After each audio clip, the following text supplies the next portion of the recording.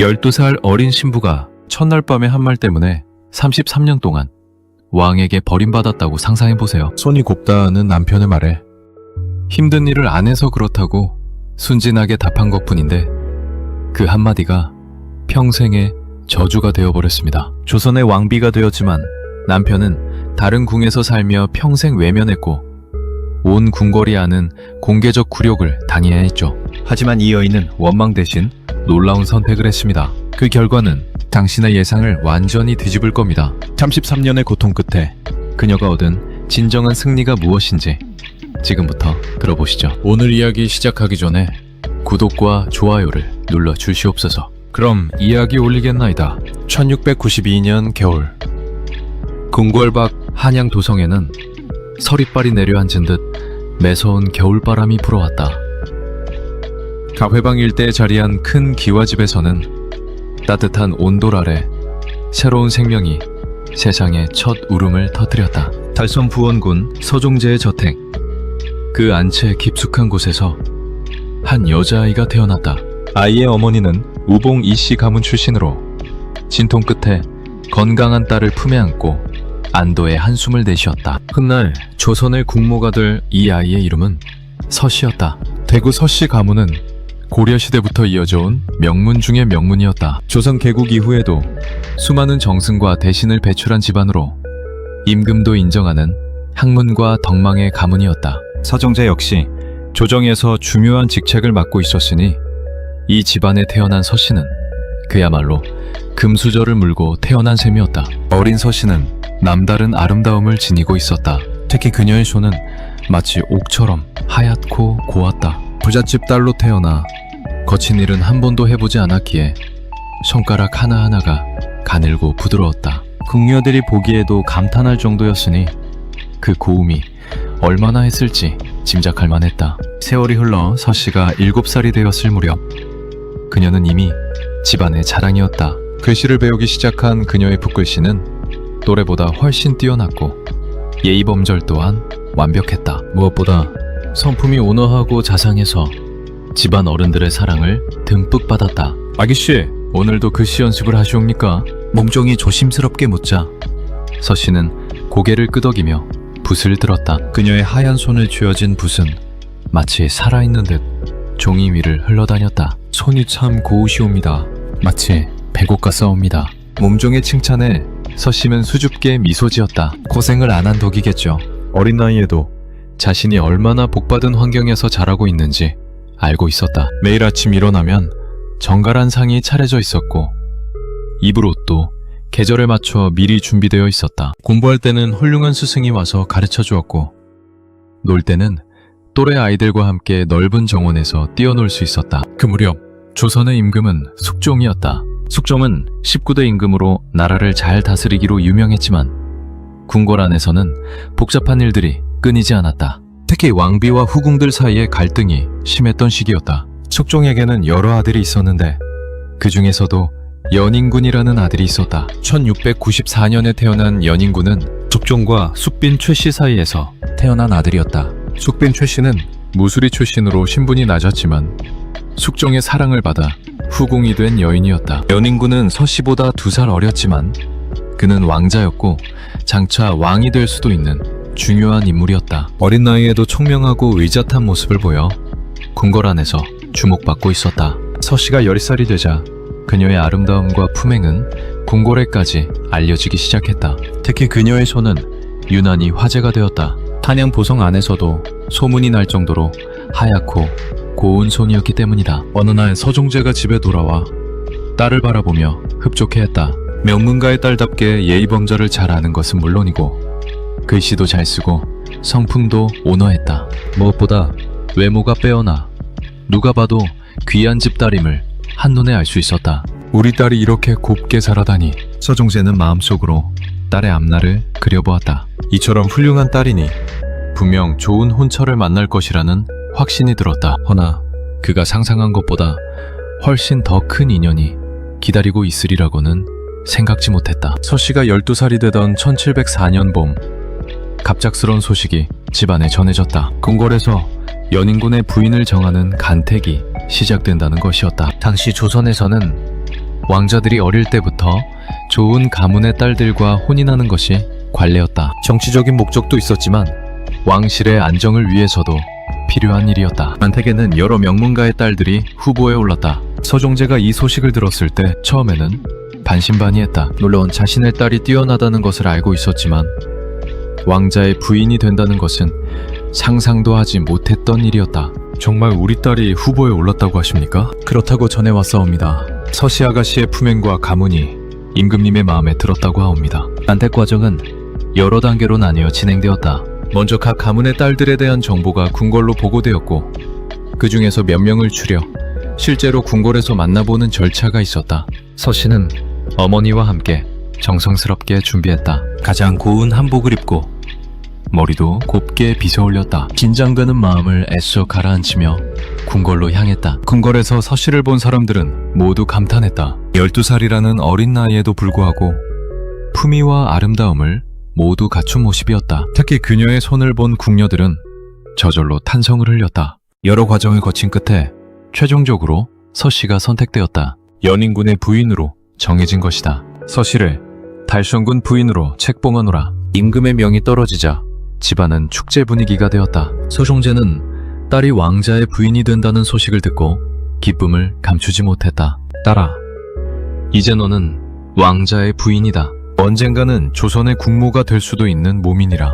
허나 정작 서씨의 마음은 복잡했다. 물론 영광스러운 일이라는 것을 알고 있었다. 하지만 동시에 큰 부담감도 느꼈다. 12살 어린 나이에 갑자기 달성 군부인이라는 자귀를 받고 앞으로 왕자의 부인으로 살아가야 한다는 것이 실감나지 않았다. 혼인이 정해진 후 서씨는 더욱 철저한 교육을 받아야 했다. 왕자의 부인으로서 갖춰야 할 예법과 의식, 그리고 앞으로 맡게 될 역할에 대해 배워야 했다. 매일 아침부터 저녁까지 바쁜 일정이 이어졌다. 어느 날 밤 혼자 방에 앉아있던 서씨는 문득 알 수 없는 불안감을 느꼈다. 모든 사람들이 축하해주고 있고 자신도 영광스럽다는 것을 알고 있었다. 하지만 왜인지 마음 한구석이 편하지 않았다. 내가 과연 왕자의 부인 역할을 제대로 할 수 있을까? 12살 소녀에게는 너무나 큰 변화였다. 지금까지 부모의 보호 아래 평온하게 자라왔는데 이제는 전혀 다른 세계로 들어가야 했다. 연인군이라는 왕자는 아직 만나보지도 못했고 어떤 사람인지도 잘 모르는 상태였다. 혼인식 날짜가 점점 다가올수록 서씨의 마음은 더욱 복잡해졌다. 기대감과 불안감이 교차하며 밤잠을 이루지 못하는 날이 많아졌다. 그녀는 아직 몰랐다. 이 혼인이 자신에게 평생의 비극을 가져다 줄 것이라는 사실을. 그리고 첫날 밤에 무심코 내뱉을 한마디가 33년간의 외로움으로 이어질 것이라는 사실을 말이다. 1704년 늦가을 서씨와 연인군의 혼인식을 앞둔 궁궐에는 잔치 준비가 한창이었다. 그 누구도 예상하지 못한 비극의 처막이 서서히 오르고 있었다. 궁궐 안에는 잔치 분위기가 가득했다. 12살 서씨와 11살 연인군의 혼인식이 조선 왕실의 전통에 따라 성대하게 치러지고 있었다. 붉은 비단으로 장식된 홀레복을 입은 두 어린 신랑 신부는 마치 살아있는 인형처럼 아름다웠다. 서씨는 화려한 족두리를 쓰고 곱게 화장을 한 채 연인군 옆에 앉아 있었다. 긴장된 마음에 손끝이 떨렸지만 예법에 따라 고개를 숙인 채 조용히 의식에 임했다. 연인군 역시 어린 나이에도 의젓한 모습으로 예식을 치르고 있었다. 이제 두 분은 부부의 연을 맺으셨사옵니다. 예식을 주관하는 관원의 말이 끝나자 궁궐 안에서는 축하의 박수가 터져나왔다. 숙정도 흐뭇한 표정으로 어린 부부를 바라보았다. 둘째 아들 연인군이 좋은 가문의 딸과 혼인하게 되어 마음이 놓였다. 혼인식이 끝나고 연인군과 서씨는 각각 준비된 처소로 안내되었다. 이제 첫날 밤을 맞이할 차례였다. 궁녀들은 두 사람을 위해 정성스럽게 신방을 꾸며놓았다. 붉은 비단천으로 장식된 방 안에는 은은한 촛불이 타오르고 있었다. 저녁이 되자 연인군이 먼저 신방에 들어갔다. 11살이라는 어린 나이였지만 그는 이미 왕자로서의 교육을 받으며 자란 아이였다. 오늘부터 자신에게 아내가 생긴다는 사실이 신기하면서도 떨렸다. 얼마 후 서씨가 궁녀들의 부축을 받으며 조심스럽게 들어왔다. 화려한 홀레복을 벗고 단정한 저고리와 치마를 입은 그녀는 더욱 아름다워 보였다. 연인군은 처음으로 가까이서 보는 아내의 모습에 감탄했다. 이제 우리는 부부가 되었구나. 연인군이 조심스럽게 말을 건넸다. 서씨는 얼굴을 붉히며 고개를 끄덕였다. 두 사람 모두 어린 나이였지만 이제부터 평생을 함께 살아가야 할 부부가 된 것이다. 궁녀들이 물러가고 나자 방 안에는 두 사람만 남게 되었다. 촛불이 흔들리며 만들어내는 그림자가 벽에 어른거렸다. 어색한 침묵이 흘렀지만 연인군은 용기를 내어 서씨를 자세히 바라보았다. 그때 연인군의 시선이 서씨의 손에 머물렀다. 촛불빛에 비친 그녀의 손은 정말로 아름다웠다. 마치 백옥처럼 하얗고 부드러워 보였다. 손가락도 가늘고 우아했으며 손톱까지 완벽하게 다듬어져 있었다. 어찌 이리 손이 고우냐? 연인군의 순진한 물음에 서씨는 기분이 좋았다. 남편이 자신을 칭찬해주는 것 같아서 마음이 따뜻해졌다. 그녀는 아무 생각 없이 솔직하게 대답했다. 고생을 안 한 덕에 손에 물을 묻히지 않아 그리하였사옵니다.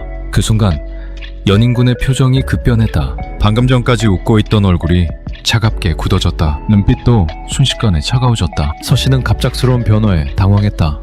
저는 그저... 서씨가 뭔가 말하려고 했지만 연인군은 이미 돌아서서 방 한쪽으로 가버렸다. 그는 아무 말도 하지 않은 채 등을 보이고 앉아 있었다. 연인군에게 서씨의 말은 전혀 다른 의미로 들렸다. 고생을 안 해서 손이 곱다는 말은 곧 고생을 많이 한 사람은 손이 거칠다는 뜻으로 받아들여졌다. 그리고 그것은 자신의 어머니 숙빈 최 씨에 대한 모독으로 느껴졌다. 숙빈 최 씨는 무수리 출신이었다. 궁궐에서 청소와 입비를 하며 어린 시절을 보낸 여인이었다. 당연히 그녀의 손은 거칠고 투박했다. 물을 길어 나르고 걸레질을 하고 온갖 굳은 일을 하다 보니 연인군은 어릴 때부터 어머니의 거친 손을 보며 자랐다. 그 손이 자신을 얼마나 사랑으로 어루만져 주었는지 잘 알고 있었다. 아플 때 이마를 짚어주던 그 손, 밤늦게 이불을 덮어주던 그 손이 모두 사랑이었다. 허나 동시에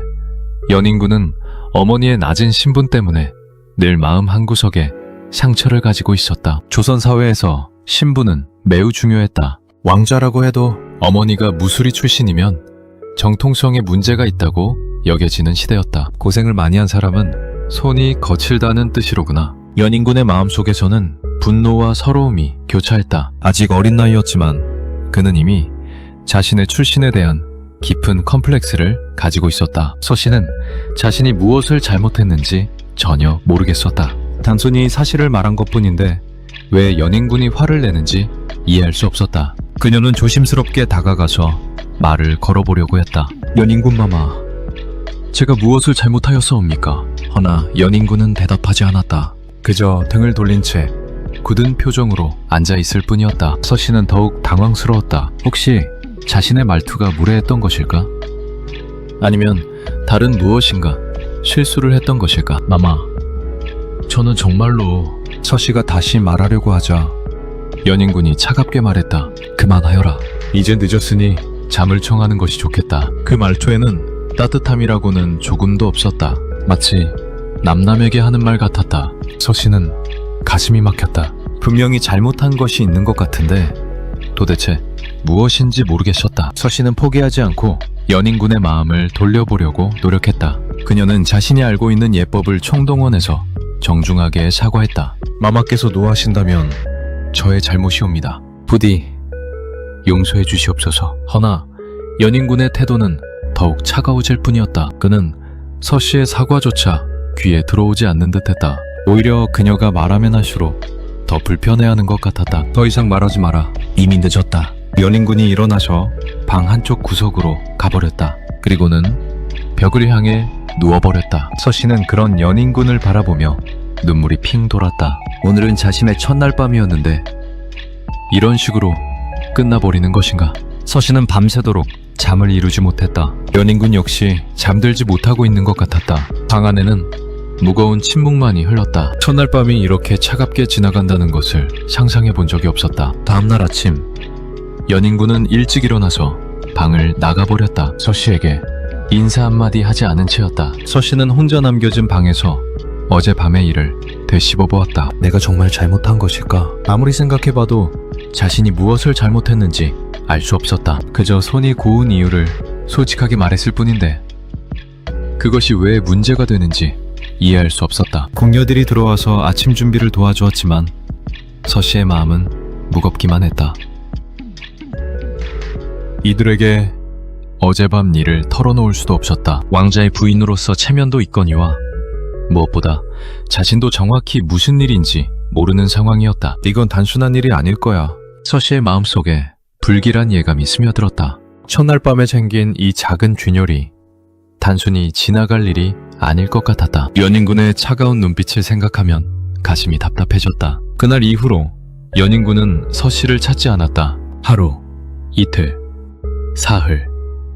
시간이 지나도 그는 서씨의 처소에 오지 않았다. 서씨는 점점 불안해지기 시작했다. 첫날 밤의 작은 오해가 평생을 갈 큰 상처가 되어버릴 줄은 그 누구도 예상하지 못했다. 12살 서씨는 자신이 무엇을 잘못했는지도 모른 채 이미 외로운 결혼 생활에 첫걸음을 내디디고 있었다. 첫날 밤의 오해 이후 연인군과 서씨의 관계는 완전히 얼어붙었다. 17년이라는 긴 세월 동안 두 사람은 같은 궁궐에 살면서도 거의 남남처럼 지냈다. 서씨는 매일 혼자서 쓸쓸한 시간을 보내야 했다. 어린 소녀였던 서씨는 어느새 성숙한 여인이 되었다. 연인군 역시 27세의 청년으로 자랐지만 두 사람 사이의 벽은 세월이 흘러도 좁혀지지 않았다. 오히려 시간이 지날수록 그 간격은 더욱 벌어지는 것 같았다. 마님께서는 오늘도 혼자 계시옵니다.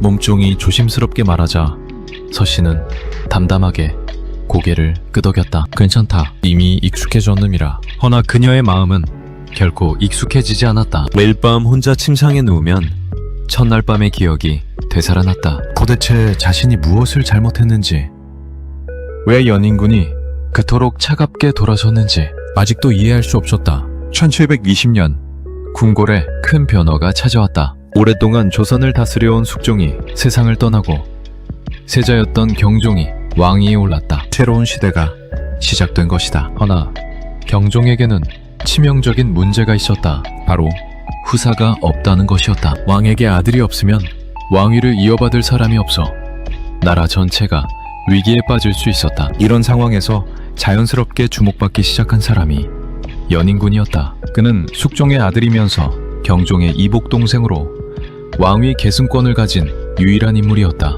조정의 신하들은 이 문제를 심각하게 논의하기 시작했다. 1721년 연인군을 왕세제로 책봉하노라. 임금의 명이 떨어지자 궁궐은 다시 한번 변화의 소용돌이에 휩싸였다. 연인군이 왕세제가 된다는 것은 그가 장차 조선의 왕이 될 것임을 의미했다. 그리고 그것은 서씨의 운명도 크게 바꿔놓을 일이었다. 연인군이 왕세제로 책봉되자 서씨의 지위도 자동으로 변했다. 달성군 부인에서 세제빈으로 승격된 것이다. 세제빈이란 왕세제의 부인을 가리키는 말로 사실상 미래의 왕비를 뜻했다. 세제빈 마마 축하드리옵니다. 궁녀들과 신하들이 서씨에게 축하 인사를 올렸다. 허나 서씨에게는 기쁨보다 걱정이 더 컸다. 고맙구나 허나 마음이 편치 않구나. 남편과의 관계가 여전히 냉랭한 상태에서 더 높은 지위에 오른 것이 과연 축복인지 의문이었다. 세제빈이 되면 더 많은 책임과 의무가 따를 텐데 남편의 지지 없이 그 역할을 제대로 해낼 수 있을지 확신할 수 없었다. 세제빈이 된 서씨 앞에 새로운 도전이 기다리고 있었다. 연인군에게는 이미 여러 후궁들이 있었고 그중 일부는 아이까지 낳은 상태였다. 특히 정빈이 씨는 1719년에 아들을 낳아 큰 총애를 받고 있었다. 세제빈 마마께서 오늘 저희들을 불러주셨사옵니다. 정빈이 씨를 비롯한 연인군의 후궁들이 서씨 앞에 모였다. 이들은 겉으로는 정중하게 인사를 했지만 눈빛 속에는 미묘한 감정들이 스며 있었다. 서씨는 이들을 바라보며 복잡한 심정이었다. 자신은 17년 동안 연인군의 사랑을 받지 못했는데 이들은 그의 총애를 받으며 아이까지 낳았다. 유토와 서운함이 마음 한구석에서 꿈틀거렸다. 허나 서씨는 세제빈으로서 해야 할 역할이 있음을 알고 있었다. 개인적인 감정과 현실적인 의무 사이에서 갈등했지만 결국 그녀는 중요한 선택을 내렸다. 여러분 모두 세제마마를 잘 모시고 있으니 다행이다. 앞으로도 서로 도우며 궁궐을 잘 지켜나가자. 서씨는 자신의 상처를 억누르고 후궁들을 포용하기로 결심했다. 이것이 세제빈으로서 그리고 미래의 왕비로서 취해야 할 올바른 자세라고 생각했다. 한편 궁궐 밖에서는 정치적 갈등이 격화되고 있었다. 연인군의 왕세제 책봉을 둘러싸고 노론과 소론 사이에 치열한 대립이 벌어졌다. 노론은 연인군을 지지했고 소론은 이를 견제하려 했다. 토론의 일부 세력은 서씨에게도 압박을 가해왔다. 그들은 서씨가 노론 계열 가문 출신이라는 이유로 그녀를 의심의 눈초리로 바라봤다. 세제빈께서는 어떤 입장을 취하실 것이옵니까? 어느 날 소론 계열의 한 관료가 서씨에게 노골적으로 물었다. 이는 그녀에게 정치적 입장을 명확히 하라는 압박이었다. 서씨는 이런 질문을 받을 때마다 곤혹스러웠다. 자신은 단지 연인군의 부인일 뿐인데 정치적 갈등에 휘말려야 하는 현실이 부담스러웠다. 더욱이 연인군과의 관계가 소원한 상황에서 그를 지지한다고 말하는 것도 쉽지 않았다. 설상가상으로 친정 가문에서도 압박이 들어왔다. 서씨의 아버지 서종재를 비롯한 친족들은 딸이 세제빈이 된 것을 기회로 삼아 더 큰 영향력을 행사하려 했다. 딸아, 네가 이제 세제빈이니 우리 가문을 위해 할 수 있는 일이 많을 것이다. 서종재는 딸에게 은근히 압박을 가했다. 가문의 이익을 위해 연인군에게 영향력을 행사해달라는 뜻이었다. 허나 서씨는 연인군과 대화할 기회조차 거의 없는 상황이었다. 아버님, 저는 그저 세제마마를 잘 모시는 것이 본분이옵니다. 서씨는 조심스럽게 거절 의사를 표했지만 친정 가문의 압박은 계속되었다. 이들은 서씨가 세제빈이라는 지위를 충분히 활용하지 않는다며 불만을 표출했다. 이 모든 어려움 속에서도 가장 큰 고통은 여전히 연인군의 차가운 태도였다. 그는 세제가 된 후에도 서씨에게 전혀 관심을 보이지 않았다. 공식적인 행사에서만 만날 뿐 개인적인 대화는 거의 없었다. 어느 날 궁중의식이 있던 날 서씨는 용기를 내어 연인군에게 말을 걸어보려 했다. 세제마마, 오늘 의식이 잘 치러져 다행이옵니다. 허나 연인군은 형식적인 대답만 할 뿐이었다. 그러하다. 그뿐이었다. 더 이상의 대화는 이어지지 않았다. 서씨는 그런 연인군을 바라보며 가슴이 답답해졌다. 17년이 지나도록 첫날 밤의 상처가 아물지 않고 있음을 다시 한번 확인한 순간이었다. 서씨가 후궁들을 포용하고 정치적 중립을 지키려는 노력은 여러 방면에서 비난을 불러왔다. 친정 가문에서는 그녀가 너무 소극적이라며 불만을 토로했고 일부 궁궐 사람들은 그녀가 세제빈으로서 충분한 역할을 하지 못한다고 수군거렸다. 세제빈 마마께서는 너무 약하시다. 저렇게 해서 어찌 궁궐을 다스리시려는가. 뒤에서 들려오는 이런 말들은 서씨의 마음을 더욱 아프게 했다. 자신이 최선을 다하고 있는데도 인정받지 못하는 현실이 서글플 뿐이었다. 더욱이 연인군은 여전히 서씨를 멀리했다. 오히려 세제가 된 후에는 더욱 바쁘다는 핑계로 그녀를 만나는 일조차 줄어들었다. 서씨는 점점 더 고립되어 가고 있었다. 1724년이 되자 세제빈이라는 높은 지위에 있으면서도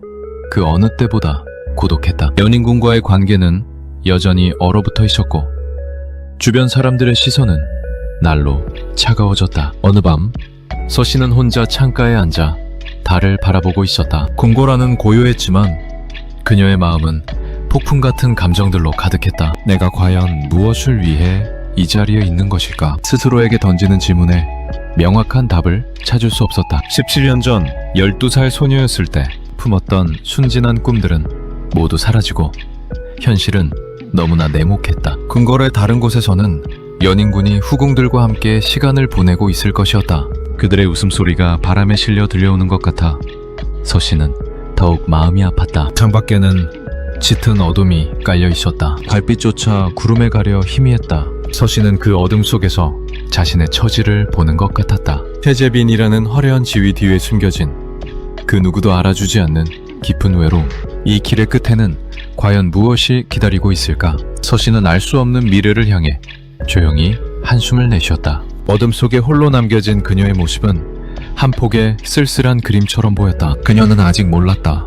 1724년이 끝나기 전 그리고 그 변화가 지금보다 훨씬 더 큰 시련을 가져올 것이라는 사실을 말이다. 1724년 8월 경종이 갑작스럽게 세상을 떠났다는 소식이 궁궐에 전해졌다. 건강이 좋지 않았던 경종이지만 37세라는 비교적 젊은 나이의 죽음은 모든 이들을 충격에 빠뜨렸다. 후사가 없었던 경종의 뒤를 이어 왕세제였던 연인군이 자연스럽게 왕위에 올랐다. 31세의 연인군이 조선의 21대 임금 영조로 즉위하는 순간 서씨도 자동으로 조선의 왕비가 되었다. 정성왕후라는 시호를 받으며 20년 동안 기다린 끝에 드디어 조선의 국무 자리에 오른 것이었다. 충전마마 축하드리옵니다. 궁녀들과 신하들이 일제히 정성왕후에게 절하며 축하 인사를 올렸다. 32세가 된 정성왕후는 화려한 왕비복을 입고 대조전에 앉아 있었지만 마음 한구석에서는 알 수 없는 불안감이 스며렀다. 20년 전 12살 소녀로 궁궐에 들어와 17년간 세제빈으로 그리고 이제 왕비가 되었지만 정작 가장 중요한 것은 여전히 얻지 못했다. 바로 남편의 사랑이었다. 왕비 책봉식이 끝난 지 불과 며칠 후 영조는 모든 이들을 경악해 할 결정을 발표했다. 충전은 창덕궁에 계시고 과인은 경희궁에서 거처하겠노라. 대신들이 모인 자리에서 나온 이 말에 조정은 순식간에 술렁였다. 조선 왕실에서는 매우 이례적인 일이었다. 왕과 왕비가 서로 다른 궁궐에서 생활한다는 것은 조선 역사상 거의 전례가 없는 일이었기 때문이다. 전하, 그것은 한 대신이 조심스럽게 말을 꺼내려 했지만 영조의 날카로운 시선에 말을 멈출 수밖에 없었다. 과인의 결정에 이의가 있느냐?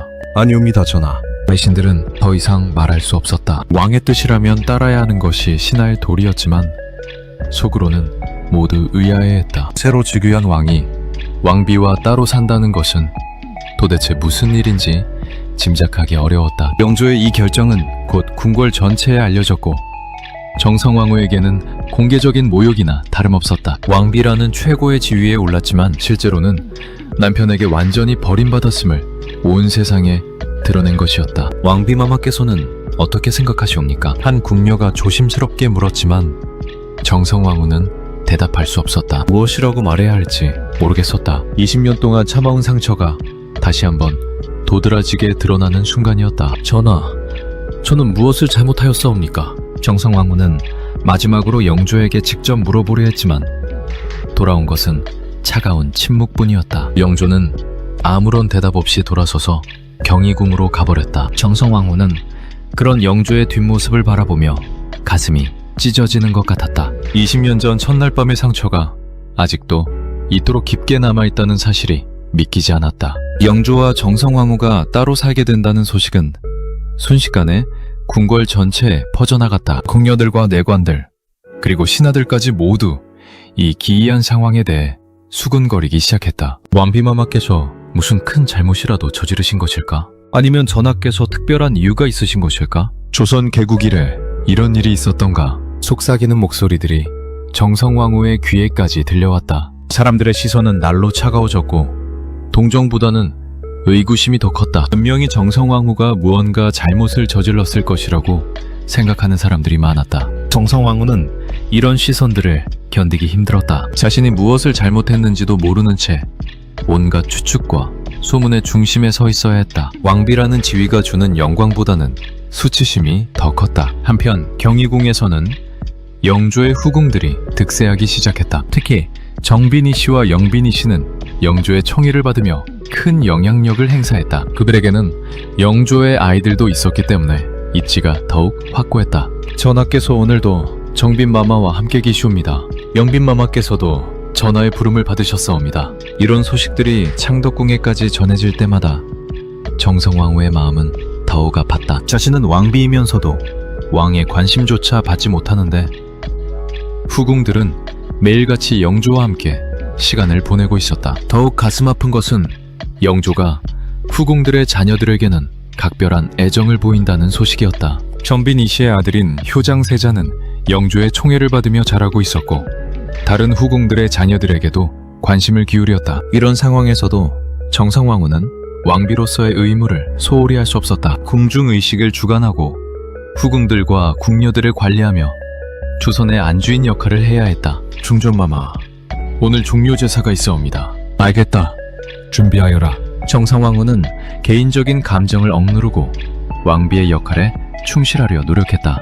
허나 공식적인 행사에서 영조와 함께 서 있을 때마다 그 어색한 영조는 정성왕후를 바라보지도 않았고 필요한 말 외에는 한마디도 하지 않았다. 정성왕후 역시 그런 영조 앞에서는 위축될 수밖에 없었다. 1725년이 되자 영조가 즉위한 지 1년이 지났지만 두 사람 사이의 관계는 전혀 개선되지 않았다. 오히려 물리적으로 떨어져 살게 되면서 더욱 멀어졌다. 마마, 드실 것을 가져왔사옵니다. 궁녀가 저녁상을 가져왔지만 정성왕후는 식욕이 없었다. 혼자 먹는 식사는 늘 쓸쓸하기만 했다. 명희궁에서는 영조가 후궁들과 함께 즐거운 시간을 보내고 있을 텐데 자신은 홀로 이 넓은 창덕궁에서 외로운 밤을 보내야 했다. 과연 내가 왕비라고 할 수 있을까? 정성왕후는 스스로에게 물었다. 왕비라는 이름은 가지고 있지만 실질적으로는 왕의 아내 역할을 전혀 하지 못하고 있었다. 후궁들보다도 못한 취급을 받고 있는 현실이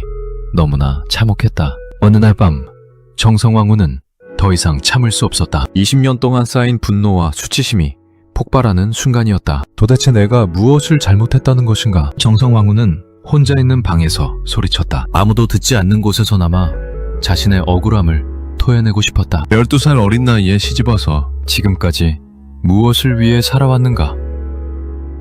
세제빈이 되어도 왕비가 되어도 왜 이런 대우를 받아야 하는가? 눈물이 쏟아져 내렸다. 그동안 꾹꾹 눌러 참았던 감정들이 한꺼번에 터져나왔다. 분노와 슬픔, 그리고 깊은 절망감이 그녀를 휩쓸었다. 허나 그렇게 한참을 울고 난 후 정성왕후의 마음에는 새로운 다짐이 생겨났다. 이대로 무너져 있을 수는 없었다. 자신에게는 왕비라는 중요한 역할이 있었고 그 책임을 다해야 했다. 그래, 나는 조선의 왕비다. 정성왕후는 거울 앞에 서서 자신을 바라보았다. 눈이 부어있고 초라한 모습이었지만 그 안에서 새로운 의지를 발견할 수 있었다. 영조가 나를 인정하지 않더라도 나는 매 자리에서 최선을 다하겠다. 왕비로서, 조선의 국모로서 할 일을 다 하겠다. 20년 동안의 고통이 그녀를 더욱 강하게 만들었다. 이제는 남편의 사랑을 기대하지 않기로 했다. 대신 자신만의 길을 찾아 나아가기로 결심했다. 창덕궁의 밤은 여전히 쓸쓸했지만 정성왕후의 마음에는 새로운 불꽃이 타오르고 있었다. 앞으로 다가올 수많은 시련을 견뎌낼 수 있는 힘을 얻은 것이다. 그녀는 아직 몰랐다. 10년 후에 자신에게 진정한 위안이 되어줄 아이가 나타날 것이라는 사실을, 그리고 그 아이를 통해 모성애라는 새로운 사랑을 경험하게 될 것이라는 사실을 말이다. 1735년 여름, 언덕궁 대조전에 오랜만에 활기찬 소리가 울려 퍼졌다. 서십 3세가 된 정성왕후 앞에 한 살 배디 아이가 궁녀들의 부축을 받으며 아장아장 걸어왔다. 영조와 후궁 영빈 이씨 사이에서 태어난 둘째 아들 이선이었다. 효장세자가 7세의 어린 나이에 세상을 떠나자 이 아이가 새로운 세자로 책봉되었다. 앞으로 조선을 이끌어갈 중요한 아이였다. 정성왕후는 그 작은 아이를 바라보며 가슴 깊은 곳에서 뜨거운 무언가가 올라오는 것을 느꼈다. 자신에게는 아이가 없었다. 20년 넘게 영조의 정비로 살아오면서도 단 한 번도 자식을 품에 안아볼 기회가 없었던 것이다. 그 빈자리는 늘 그녀의 마음 한구석을 시리게 만들었다. 세자야, 이리 오너라. 정성왕후가 부드럽게 부르자 아이는 초롱초롱한 눈으로 그녀를 바라보았다. 그리고는 토실토실한 두 팔을 벌리며 다가왔다. 어마마마. 아이의 어눌하지만 정겨운 목소리가 정성왕후의 가슴을 파고들었다. 순간 20년간 쌓였던 모든 상처와 아픔이 눈 녹듯 사라지는 것 같았다. 조선 왕실의 관례에 따라 정성왕후는 사도세자를 양자로 받아들였다. 왕비가 직접 낳지 않은 아이라도 양자로 삼으면 법적으로는 정식 아들이 되는 제도였다. 이로써 정성왕후는 법적으로 사도세자의 어머니가 되었다. 허나 법적인 관계를 넘어서 정성왕후는 진정으로 사도세자를 사랑하게 되었다. 아이가 웃으면 덩달아 미소가 번지고 아이가 아프면 밤새 간병하며 걱정했다. 이것이 모성애라는 것인지 43년 만에 처음으로 깨달았다. 마마, 세자마마께서 열이 나옵니다. 궁녀가 급히 알려오면 정성왕후는 그 어떤 일보다 사도세자를 우선했다. 밤새 아이의 이마에 찬 수건을 갈아주고 열이 내릴 때까지 곁을 지켰다. 친어머니인 영빈 이씨보다도 더 세심하게 돌봤다. 사도세자 역시 정성왕후를 잘 따랐다. 아이는 영특했고 예뻤으며 정성왕후에게 애교를 부리는 것을 좋아했다. 정성왕후의 품에 안겨 잠들기를 즐겨했고 그녀의 목소리를 들으면 금세 기분이 좋아졌다. 사도세자를 돌보며 행복한 나날을 보내던 어느 날 정성왕후의 마음에 불현듯 과거의 기억이 스쳐 지나갔다. 자신이 처음 궁궐에 들어왔던 12세 때의 일이었다. 그때도 지금처럼 어린아이였다. 류현인군 역시 11세의 소년이었고 두 사람 모두 앞으로 무엇이 기다리고 있을지 모르는 순진한 아이들이었다. 그런데 첫날 밤의 한마디가 모든 것을 바꿔놓았다. 고생을 안 한 덕에 손에 물을 묻히지 않아 그리하였사옵니다. 그 말 한마디가 31년이 지난 지금까지도 자신과 영조 사이를 가로막는 벽이 되어 있었다. 어린 나이에 한 순진한 대답이 평생의 상처가 될 줄은 꿈에도 몰랐다. 정성왕후는 사도세자를 바라보며 생각했다. 이 아이는 과연 어떤 인생을 살게 될까? 자신처럼 어린 나이의 실수로 평생 고통받는 일은 없을까? 사도세자가 4세가 되자 영조는 아들에게 엄격한 교육을 시키기 시작했다. 아이의 나이에는 너무 이른 것 같았지만 영조는 자신의 아들이 완벽한 세자가 되기를 원했다. 세자는 장차 조선을 이끌어갈 몸이다. 어려서부터 바른 예법을 익혀야 한다. 영조는 사도세자가 조금만 잘못해도 엄하게 꾸짖었다. 글씨가 삐뚤어져도 예법을 제대로 따르지 못해도 심지어 아이답게 장난을 쳐도 호된 질책이 이어졌다. 사도세자는 아버지 앞에서 항상 긴장해야 했다. 영조가 나타나면 아이의 얼굴에서 웃음이 사라지고 경직된 표정이 되었다. 겨우 4세밖에 안 된 아이에게는 너무 큰 부담이었다. 어느 날 사도세자가 글씨 연습을 하다가 실수를 하자 영조는 크게 화를 냈다. 이런 식으로 해서야 어찌 세자 노릇을 제대로 할 수 있겠느냐. 영조의 호통에 사도세자는 울음을 터뜨렸다. 아직 어린아이에게는 아버지의 분노가 너무 무섭고 이해하기 어려웠다. 사도세자가 울며 정성왕후에게 달려왔을 때 그녀는 아이를 따뜻하게 안아주었다. 세자야, 아파하지 마라. 임금님도 너를 사랑하시기에 엄하게 가르치시는 것이니라. 정성왕후는 아이의 눈물을 닦아주며 부드럽게 달랬다. 사도세자는 정성왕후의 품에서만큼은 안전함을 느낄 수 있었다. 그녀는 아이에게 유일한 안식처였다. 어마마마, 저는 왜 계속 혼나는 걸까요? 아이의 순진한 질문에 정성왕후는 마음이 아팠다. 자신 역시 어린 시절 이해할 수 없는 일들을 많이 겪었기 때문이다. 그 아픔을 누구보다 잘 알기에 사도세자가 더욱 안타까웠다. 세자는 아무 잘못이 없다. 그저 아직 어리기 때문이니 천천히 배워나가면 된다. 정성왕후는 사도세자에게만큼은 따뜻한 어머니가 되어주려 했다. 자신이 받지 못한 사랑을, 경험하지 못한 모성의 따뜻함을 이 아이에게만큼은 충분히 주고 싶었다. 사도세자를 돌보며 지낸 몇 년은 정성왕후에게 새로운 깨달음을 주었다. 지난 20여 년간 자신이 겪었던 모든 고통과 시련이 헛되지 않았다는 생각이 들었다. 만약 영조의 사랑을 받으며 편안한 왕비 생활을 했다면 사도세자의 아픔을 이토록 깊이 이해할 수 있었을까? 자신의 상처 때문에 오히려 다른 이들의 고통을 더 잘 알게 된 것은 아닐까? 아마도 하늘이 나에게 이 아이를 맡긴 것인지도 모르겠구나.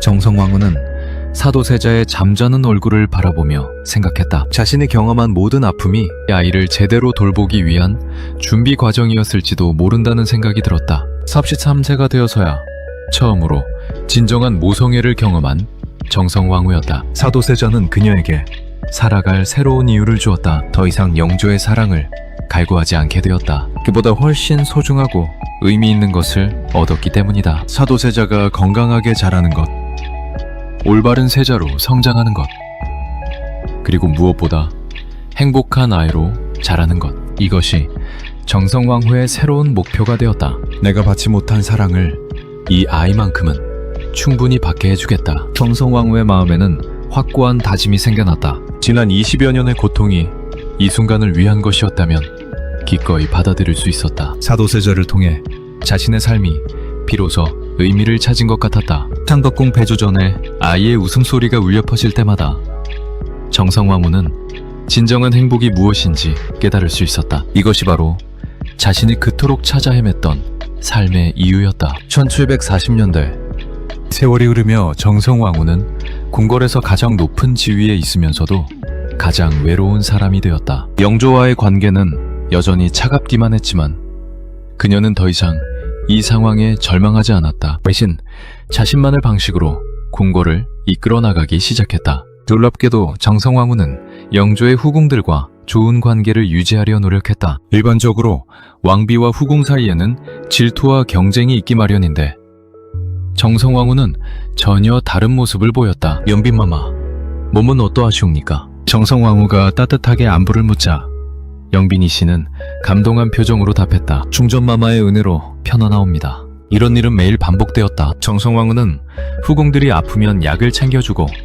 그들의 자녀들이 무엇인가 필요하면 아낌없이 베풀어 주었다. 마치 진짜 가족을 돌보는 것처럼 세심하게 챙겼다. 어느 날 정성왕후는 오래된 궁녀 상월로부터 충격적인 이야기를 듣게 되었다. 상월은 30년 넘게 궁궐에서 일해온 나이든 궁녀로 영조가 연인군이었을 때부터 그를 지켜본 사람이었다. 마마, 제가 이런 말씀을 드려도 되는지 모르겠사옵니다만 상월이 조심스럽게 말문을 열었다. 정성왕후는 그녀의 진지한 표정을 보고 귀를 기울였다. 연인군 마마께서 첫날 밤 이후 마마를 멀리하신 것은 사실 다른 이유도 있었사옵니다. 다른 이유라니? 그때 연인군 마마는 어린 나이에도 정치적으로 매우 위험한 상황에 처해 계셨사옵니다. 노론과 소론의 갈등 속에서 자신을 지지하는 세력을 보호하기 위해 마마와의 관계를 의도적으로 멀리 두셨던 것 같사옵니다.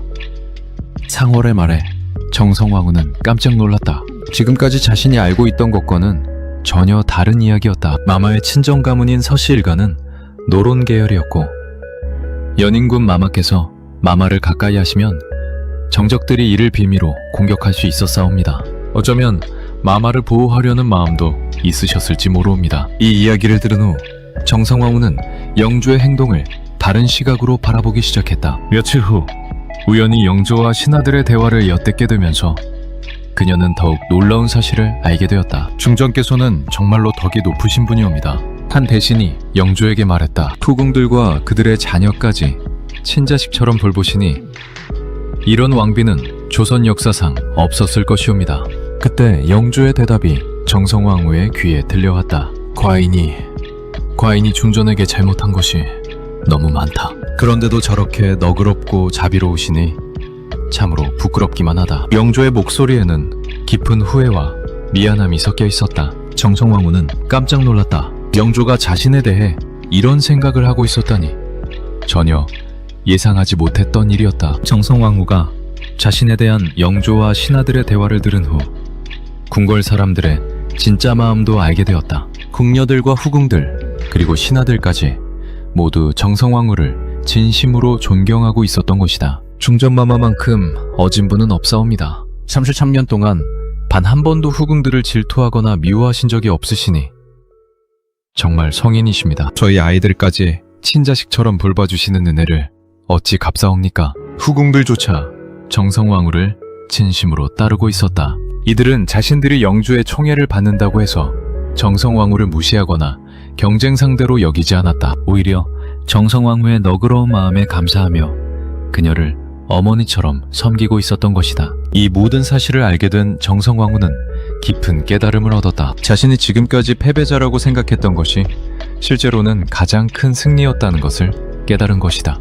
영조로부터 사랑을 받지는 못했지만 궁궐의 모든 사람들로부터는 진정한 존경과 사랑을 받고 있었다. 후궁들까지도 그녀 앞에서는 고개를 숙였고 그들의 자녀들은 정성왕후를 진짜 할머니처럼 따랐다. 내가 원한 것은 한 사람의 사랑이었지만 얻은 것은 모든 사람의 존경이었구나. 정성왕후는 비로소 자신의 진짜 가치를 깨달았다. 질투하지 않는 마음, 원망하지 않는 성품, 그리고 모든 이들을 포용하는 자비로움. 이것들이 그녀를 진정한 승리자로 만들어준 것이었다. 특히 사도세자를 돌보면서 정성왕후는 자신의 영향력이 얼마나 큰지 알게 되었다. 영조가 아무리 엄격하게 굴어도 사도세자는 결국 정성왕후에게 돌아왔다. 아이는 그녀에게서 진정한 따뜻함과 안전함을 느꼈던 것이다. 어마마마, 저는 어마마마가 제일 좋아요. 사도세자가 천진하게 말할 때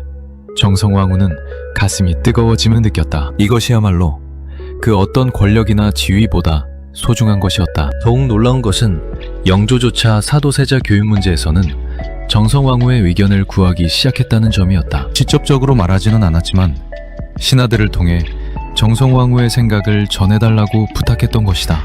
정성왕후는 점차 궁궐에서 영조와는 다른 방식의 영향력을 행사하기 시작했다. 강압적이거나 권위적인 방식이 아닌 사랑과 자비로움으로 사람들의 마음을 움직였다. 후궁들 사이에 갈등이 있으면 정성왕후가 중재했고 궁녀들이 어려움에 처하면 그녀가 해결해 주었다. 심지어 신하들의 가족들까지도 정성왕후에게 도움을 요청하는 경우가 많아졌다.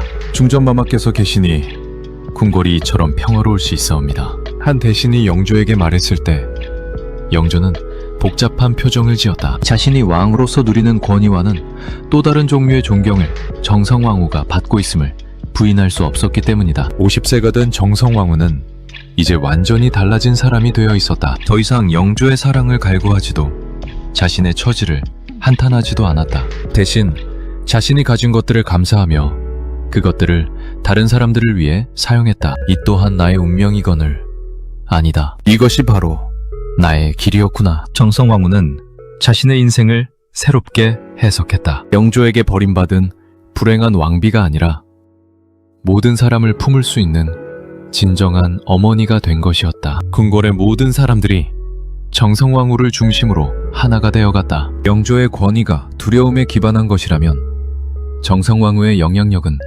사랑에 기반한 것이었다. 그리고 그것이야말로 가장 강력하고 지속적인 힘이었다. 33년 동안 외로워했던 정성왕후였지만 이제는 궁궐에서 가장 많은 사랑을 받는 사람이 되었다. 이것이 바로 그녀만의 조용하고도 완전한 승리였다. 정성왕후의 건강이 급속도로 악화되기 시작한 것은 1757년 새해가 시작되면서부터였다. 66세가 된 그녀는 33년 동안 쌓인 외로움과 스트레스로 몸이 서서히 망가져가고 있었다. 오랜 세월 혼자 견뎌온 마음의 상처들이 마침내 몸으로 드러나기 시작한 것이었다. 마마, 약을 드셔야 하옵니다. 어이가 정성왕후 앞에 약을 가져다 놓으며 간곡히 부탁했지만 그녀는 이미 체념한 듯한 표정이었다. 고맙구나 허나 이미 늦었느니라. 정성왕후는 자신의 몸 상태를 누구보다 잘 알고 있었다. 이번 병은 단순히 몸의 병이 아니었다. 33년 동안 견뎌온 마음의 병이 마침내 임계점에 달한 것이었다. 현덕궁 대주전은 조용했다. 영조는 여전히 경희궁에서 생활하고 있었고 정성왕후의 병에 대해서도 형식적인 관심만 보일 뿐이었다. 33년 전이나 지금이나 그의 태도는 변하지 않았다. 반면 사도세자는 양어머니의 병을 매우 걱정했다. 이미 22세 청년이 된 그는 어릴 때부터 자신을 친어머니보다도 더 세심하게 돌봐준 정성왕후에게 깊은 애정과 감사를 가지고 있었다. 마마, 몸은 좀 어떠하시옵니까? 사도세자가 매일 창덕궁을 찾아와 정성왕후의 안부를 살폈다. 그의 진심 어린 관심과 걱정은 정성왕후에게 큰 위안이 되었다. 걱정 마라 세자야. 이 정도 병이야 곧 나을 것이다. 정성왕후는 사도세자를 걱정시키지 않으려고 애썼지만 그녀의 몸은 날로 쇠약해져 갔다. 음식도 제대로 넘어가지 않았고 밤새 기침으로 잠을 이루지 못했다. 사도세자는 정성왕후를 위해 할 수 있는 모든 일을 했다. 전국에서 명의를 불러오고 좋다는 약재는 모두 구해왔다. 심지어 정성왕후가 좋아하는 음식을 직접 만들어 가져오기도 했다. 세자야, 네가 이렇게 정성을 다해주니 내 마음이 따뜻하구나. 정성왕후는 사도세자의 효성스러운 모습을 보며 흐뭇해했다. 33년 동안 받지 못한 사랑을 이 아이를 통해서만큼은 충분히 받고 있다는 생각이 들었다. 1757년 2월에 들어서면서 정성왕후의 상태는 급격히 악화되었다. 황덕궁 대주전 침실에서 침상에 누운 그녀는 이제 일어나기조차 힘들어했다. 궁녀들과 어이들이 밤낮으로 돌봤지만 회복의 기미는 보이지 않았다. 소식을 들은 사도세자가 급히 달려와 침상 곁에 무릎을 꿇고 앉았다. 그의 눈에는 눈물이 가득했다. 마마, 저를 두고 어디로 가시려 하옵니까? 사도세자의 절절한 목소리에 정성왕후는 간신히 눈을 떴다. 그리고 힘없는 손으로 사도세자의 손을 잡았다. 세자야, 내가 너를 건강하고 훌륭하게 키운 것만으로도 내 소원은 다 이루어졌다. 정성왕후의 목소리는 미약했지만 그 안에는 깊은 만족감이 담겨 있었다. 33년 동안 영주의 사랑을 받지 못했지만 사도세자라는 소중한 아들을 얻었고 그것만으로도 충분했다. 정성왕후의 상태가 위험하다는 소식이 경희궁에도 전해졌다. 신하들은 영조에게 정성왕후를 문안해야 한다고 간곡히 청했다. 마침내 영조는 중의를 모르고 있을 수 없어서 창덕궁을 찾았다. 33년 만에 정성왕후의 침실에 들어온 영조였다. 그는 침상에 누워있는 정성왕후의 모습을 보고 말없이 서 있었다. 한때는 12세의 어린 신부였던 그녀가 이제 66세의 할머니가 되어 죽음을 앞두고 있었다. 중전, 영조가 처음으로 정성왕후를 부드럽게 불렀다. 정성왕후는 힘겹게 고개를 돌려 영조를 바라보았다. 전하, 오셨군요. 그동안 과인이 너무 무린정하게 굴었다. 영조의 목소리에는 33년 만에 처음으로 진심 어린 후회가 담겨 있었다. 정성왕후는 작은 미소를 지었다. 전하께서는 아무 잘못이 없으시옵니다.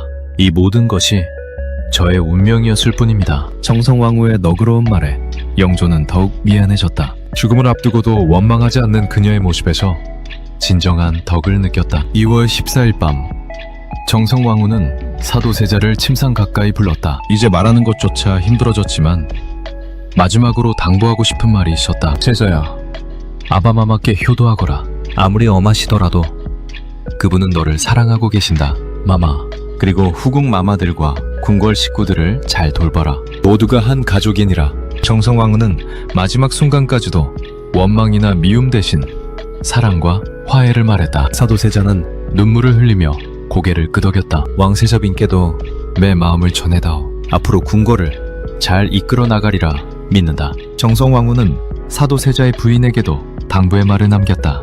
그녀는 마지막까지도 궁궐 전체의 화합을 걱정하고 있었다. 1757년 2월 15일 새벽 정성왕후가 마침내 조용히 세상을 떠났다. 향년 66세.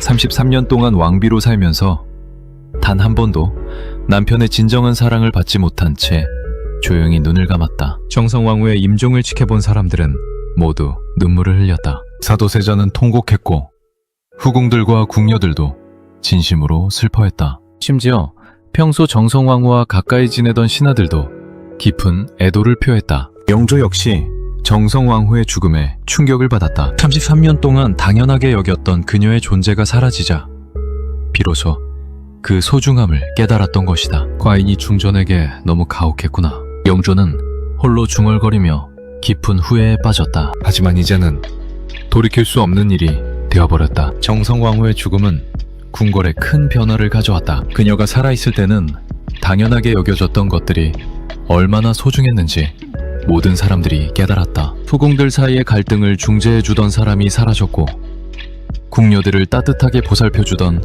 어머니 같은 존재가 없어졌다. 사도세자에게는 유일한 안식처이자 든든한 지원군을 잃은 것이었다. 중전마마만큼 어진 분은 다시 없으실 것입니다. 신하들조차 정성왕후의 덕을 기리며 애도했다. 그들은 비로소 정성왕후가 궁궐에서 얼마나 중요한 역할을 했는지 깨달았다. 영조는 정성왕후의 장례를 극진히 치렀다. 33년 동안 소홀히 했던 것에 대한 속죄의 마음이었다. 또한 그녀의 시호를 정성왕후로 정하며 그녀의 덕을 후세에 길이 남기려 했다. 정성왕후 서씨의 죽음은 조선 왕실에 깊은 교훈을 남겼다. 권력이나 지위보다 더 중요한 것이 사람에 대한 사랑과 배려라는 것을, 그리고 진정한 승리는 남을 이기는 것이 아니라 모든 일을 품는 것이라는 것을 보여주었다. 영조는 정성왕후의 죽음 이후 사도세자에게 더욱 관심을 기울이기 시작했다. 정성왕후가 그토록 아꼈던 아이를 소중히 해야 한다는 생각 때문이었다. 후궁들과 궁녀들은 정성왕후의 유언을 기억하며 서로 화목하게 지내려 노력했다. 그녀의 정신이 궁궐에 계속 살아있기를 원했기 때문이다. 정성왕후 서씨, 33년 동안 한 번도 남편의 사랑을 받지 못했지만 그녀의 죽음은 끝이 아니라 새로운 시작이었고 그녀가 남긴 사랑의 씨앗들은 궁궐 곳곳에서 계속 자라나고 있었다. 정성왕후의 죽음 소식이 궁궐 전체에 전해지자 모든 곳이 슬픔에 잠겼다. 창덕궁 배조전은 물론이고 경희궁과 다른 궁궐에서도 사람들이 눈물을 흘렸다. 33년 동안 조선의 공모 역할을 해온 그녀의 빈자리는 생각보다 훨씬 컸다. 특히 사도세자의 슬픔은 매우 깊었다. 그는 정성왕후의 시신 앞에서 무릎을 꿇고 엎드려 하루 종일 통곡했다. 소자가 왔사옵니다. 어마마마. 22세 청년이 된 사도세자였지만 유일하게 따뜻함을 주었던 어머니를 잃은 슬픔은 어린아이와 다를 바 없었다. 어린 시절부터 아버지에게 혼날 때마다 달려가 위로받았던 그 품이 이제는 영원히 사라져버린 것이다. 후궁들과 궁녀들도 진심으로 애도했다. 정빈이 씨와 영빈이 씨를 비롯한 모든 후궁들이 정성왕후의 빈소 앞에서 울었다. 자신들을 질투하지 않고 오히려 친어머니처럼 돌봐준 그 은혜를 잊을 수 없었기 때문이다. 중전마마만큼 어진 분은 다시 없으실 것입니다. 궁녀들조차 입을 모아 정성왕후의 덕을 칭송했다. 그들에게 정성왕후는 단순한 왕비가 아니라 진정한 어머니 같은 존재였다. 반면 영조는 정성왕후의 죽음에 대해 겉으로는 별다른 감정을 드러내지 않았다. 왕으로서 체면을 지켜야 한다는 생각도 있었고 33년 동안 익숙해진 냉담함을 하루아침에 바꿀 수도 없었다. 하지만 혼자 있을 때는 깊은 후회에 빠졌다. 정성왕후의 장례는 왕비의 예법에 따라 성대하게 치러졌다. 영조는 형식적으로는 모든 절차를 완벽하게 진행했지만 마음 깊은 곳에서는 복잡한 감정에 휘말리고 있었다. 경기도 구리의 동구 등에 정성왕후를 묻으면서 영조는 처음에 자신도 훗날 그녀 옆에 묻히겠다고 약속했다. 33년 동안 소홀히 했던 것에 대한 마지막 보상이라도 하려는 심정이었다. 하지만 세월이 흘러 영조가 세상을 떠날 때 정조는 할아버지의 이 약속을 지키지 않았다. 영조를 계비 정순왕후와 함께 다른 곳에 묻었던 것이다. 결국 정성왕후는 생전에도 사후에도 혼자 외로운 길을 걸어야 하는 운명이었다. 영조는 정성왕후의 죽음 이후 사도세자에게 더 많은 관심을 보이기 시작했다. 정성왕후가 그토록 사랑했던 아들을 제대로 돌봐야 한다는 생각이 들었기 때문이다. 하지만 이미 굳어진 그의 엄격함은 쉽게 바뀌지 않았다. 세자는 정성왕후의 아들이니 더욱 훌륭하게 키워야 한다. 영조 나름대로는 정성왕후를 기리는 마음이었지만 그 방식은 여전히 엄격하고 차가웠다. 결국 이런 관계는 훗날 더 큰 비극을 불러올 것이었다. 정성왕후의 죽음은 사도세자에게 깊은 상처를 남겼다. 어린 시절부터 유일한 안식처였던 양어머니를 잃은 그는 이제 아버지의 엄격함을 혼자서 견뎌야 했다. 정성왕후가 살아있을 때는 그녀의 따뜻한 위로가 있었지만 이제는 그마저도 사라져버렸다. 하지만 사도세자는 정성왕후로부터 받은 사랑의 기억을 소중히 간직했다. 그녀가 가르쳐준 너그러움과 포용력, 그리고 원망하지 않는 마음가짐은 사도세자의 인격 형성에 큰 영향을 미쳤다. 어마마마께서 늘 말씀하셨지. 미워하지 말고 사랑하라고. 사도세자는 어려운 상황에 처할 때마다 정성왕후의 가르침을 떠올렸다. 비록 그녀는 세상을 떠났지만 그녀의 정신은 사도세자의 마음속에 계속 살아있었다.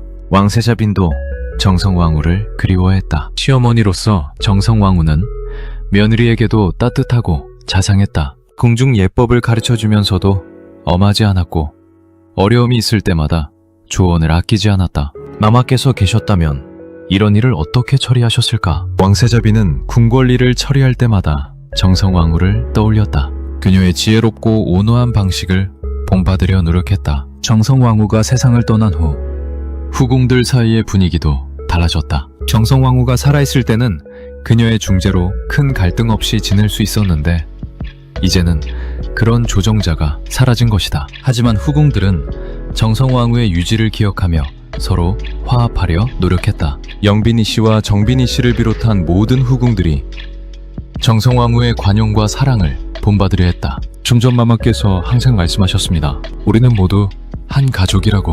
후궁들은 정성왕후의 이런 가르침을 실천하려 노력했다. 서로 질투하고 경쟁하는 대신 협력하고 배려하는 관계를 만들어가려 했다. 궁녀들도 마찬가지였다. 정성왕후는 궁녀들을 하인으로 대하지 않고 가족처럼 아꼈다.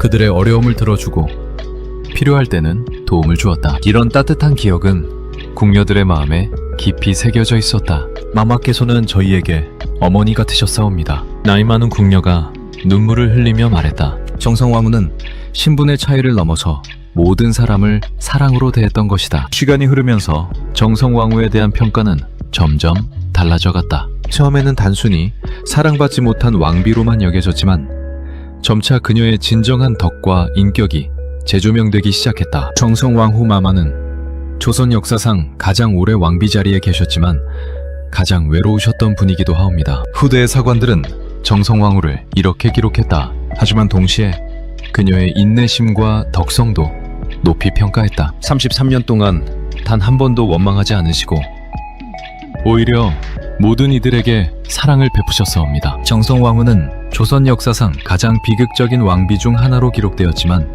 동시에 가장 덕이 높은 왕비로도 평가받았다. 그녀의 삶은 권력과 지위보다 사랑과 인내가 더 큰 힘을 가진다는 것을 보여주었다. 정성왕후 서씨가 세상을 떠난 지 수십 년이 흘렀지만 그녀의 정신은 여전히 궁궐 곳곳에 살아있었다. 후궁들이 서로 화합하는 모습에서, 궁녀들이 서로를 도우며 살아가는 모습에서, 그리고 사도세자가 백성들을 사랑하는 모습에서 정성왕후의 영향을 찾을 수 있었다. 첫날 밤의 작은 오해가 평생을 좌우했지만 정성왕후는 끝까지 자신의 자리에서 최선을 다했다. 남편의 사랑은 받지 못했지만 모든 사람의 존경과 사랑은 받았다. 이것이야말로 진정한 승리였다. 내가 사랑을 받지 못했다고 해서 사랑하지 않을 이유는 없다. 이것이 정성왕후가 평생에 걸쳐 보여준 철학이었다. 받는 것보다 주는 것이 더 큰 기쁨이라는 것을, 그리고 진정한 행복은 다른 사람을 행복하게 만드는 데서 온다는 것을 그녀는 삶으로 증명했다. 조선이 망한 후에도 일제강점기를 거쳐 현대에 이르기까지 정성왕후 서씨의 이야기는 계속 전해져 내려오고 있다. 그녀의 삶은 여전히 많은 사람들에게 감동과 교훈을 주고 있다. 33년 동안 단 한 번도 합궁하지 못한 왕비, 그러나 끝까지 사랑을 잃지 않았던 여인 정성왕후 서씨는 이렇게 우리 역사 속에 영원히 기억될 것이다. 현대를 살아가는 우리들도 정성왕후로부터 배울 수 있는 것이 많다. 어려운 상황에서도 원망하지 않는 마음, 받지 못하는 사랑 때문에 사랑하기를 포기하지 않는 용기, 그리고 모든 이들을 포용하는 너그러운 마음. 이런 가치들은 시대를 초월해서 여전히 의미가 있다. 정성왕후의 삶이 우리에게 주는 메시지는 명확하다. 진정한 승리는 남을 이기는 것이 아니라 자신을 이기는 것이며, 가장 큰 사랑은 조건 없이 베푸는 사랑이라는 것이다. 지금도 경기도 구리의 홍릉에는 정성왕후 서씨가 조용히 잠들어 있다. 생전에는 늘 외로웠던 그녀이지만 이제는 평화로운 안식을 취하고 있을 것이다. 더 이상 아픔도 외로움도 없는 곳에서 말이다. 봄이 되면 홍릉 주변에는 꽃들이 만발한다. 마치 정성왕후의 순수하고 아름다웠던 마음을 닮은 듯한 꽃들이다. 그 꽃들을 보며 사람들은 그녀의 삶을 떠올리고 그녀가 남긴 사랑의 정신을 되새긴다. 정성왕후 서씨, 한 시대를 사랑으로 살아간 위대한 여인. 그녀의 이야기는 오늘도 계속되고 있다. 사랑이 존재하는 한, 그리고 사람들이 서로를 이해하고 포용하려 노력하는 한, 정성왕후의 정신은 영원히 살아있을 것이다. 그녀가 보여준 것처럼 때로는 받는 사랑보다 주는 사랑이 더 아름답고, 때로는 이기는 것보다 용서하는 것이 더 큰 승리일 수 있다. 이것이 바로 정성왕후 서씨가 우리에게 남긴 가장 소중한 유산이다. 오늘 이야기는 여기서 마무리하겠습니다. 33년 동안 사랑받지 못했지만 끝까지 사랑을 잃지 않았던 정성왕후 서씨의 이야기 어떠셨나요? 한 번의 작은 오해가 평생을 좌우했지만 그녀는 원망 대신 용서를, 미움 대신 사랑을 선택했습니다. 진정한 승리가 무엇인지 보여준 위대한 여인이었습니다. 이런 감동적인 조선 왕실 이야기가 더 보고 싶으시다면 구독과 좋아요, 그리고 알림 설정 부탁드립니다. 여러분이 듣고 싶은 또 다른 역사 속 인물이 있다면 댓글로 알려주세요. 다음 이야기도 기대해 주시고 오늘도 시청해 주셔서 감사합니다.